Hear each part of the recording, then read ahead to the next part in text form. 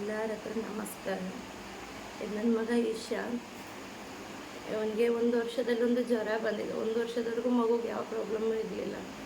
1 ವರ್ಷದಲ್ಲಿ ಮಗು ಜ್ವರ ಬಂದಮೇಲೆ ಮಗು ತಲೆ ಬೆಳವಣಿಗೆ ಆಗೋದು ಜಾಸ್ತಿ ಆಯಿತು.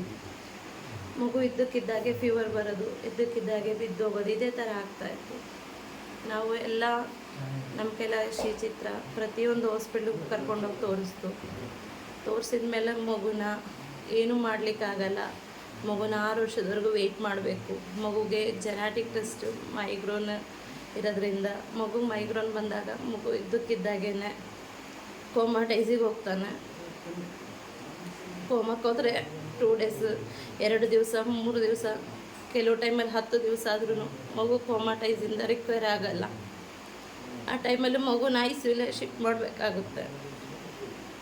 ನಮ್ಮ ಕೈಯಲ್ಲಿ ಏನು ಮಾಡಬೇಕನ್ನೋದು ಗೊತ್ತಿಲ್ಲ. ಮಗುನ ಯಾವಾಗಲೂ ಹಾಸ್ಪಿಟ್ಲಲ್ಲೇ 1 ತಿಂಗಳಲ್ಲಿ ನಾವು 10 ದಿವಸ ಆದ್ರೂ 12 ದಿವಸ ಆದ್ರೂ ಹಾಸ್ಪಿಟ್ಲಲ್ಲೇ. ಮನೇಲಿರೋದು 1 ವಾರಕ್ಕೆ ಕೂಡ ನಮಗೆ ಮನೇಲಿರೋ ಇದು ಸಿಗಲ್ಲ. ಏನು ಮಾಡಬೇಕಂತ ಗೊತ್ತಿಲ್ಲ.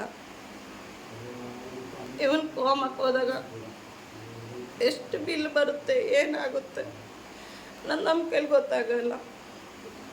ಯಾವಾಗಲೂ ಹಾಸ್ಪಿಟ್ಲಿಲ್ಲ ಹತ್ರ ಇರೋ ಗೌರ್ಮೆಂಟ್ ಹಾಸ್ಪಿಟ್ಲಿಗೆ ಕರ್ಕೊಂಡು ಹೋಗ್ತೀವಿ. ಅಲ್ಲಿ ಕರ್ಕೊಂಡೋದ್ರೆ ಮಗು ಸೀರಿಯಸ್ ಆದಾಗ ಡೈರೆಕ್ಟ್ಲಿ ಮಂಗ್ಳೂರು ಕರ್ಕೊಂಡು ಹೋಗಿ ಕೇಳ್ತಾರೆ. ಮಂಗ್ಳೂರು ಕರ್ಕೊಂಡು ಹೋದರೆ ಮಗು ಐಸಿಯುಗೆ ಕೋಮಕ್ಕೆ ಹೋದರೆ ಮತ್ತೆ ಯಾವಾಗ ಕೋಮದಿಂದ ರಿಕವರ್ ಆಗ್ತಾನೆ ಅನ್ನೋದೇ ಗೊತ್ತಾಗಲ್ಲ. ಮಗುನ 5 ವರ್ಷದಿಂದ 6 ವರ್ಷದವರೆಗೂ ಟ್ರೀಟ್ಮೆಂಟ್ ಮಾಡಬೇಕಂತ ಡಾಕ್ಟ್ರುಗಳು ಹೇಳ್ತಾ ಇದ್ದಾರೆ. ಬಟ್ ಮಗುನ ಗ್ಯಾರಂಟಿ ಏನು ಹೇಳಲ್ಲ. ಬೇಕಾದ್ರೆ ಮಗು ಡೆತ್ ಆಗೋ ಚಾನ್ಸಸ್ಸು ಇದೆ, ಮಗು ಕೋಮದಲ್ಲಿ ಹೋಗೋ ಚಾನ್ಸಸ್ ಇದೆ ಅಂತ ಡಾಕ್ಟ್ರುಗಳೀಗ ಫೈನಲ್ ರಿಪೋರ್ಟ್ ಹೇಳಿರೋದು. ನನ್ನ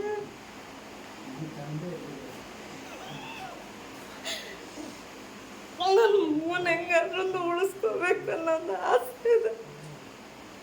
ನನಗೂ ಹುಷಾರಿಲ್ಲ. ಎಲ್ಲರ ಹತ್ರ ಸಾಲ ಮಾಡಿ ಇದು ಮಾಡ್ಕೊಂಡಿರೋದು. ಹೆಂಗಾದ್ರೂ ಮಾಡಿ ಮಗುನೊಂದು ಒಳ್ಳೇದು ಮಾಡ್ಕೋಬೇಕು ಅಷ್ಟೇ. ನಿಮ್ಮ ಹತ್ರ ಕೇಳ್ಕೊ.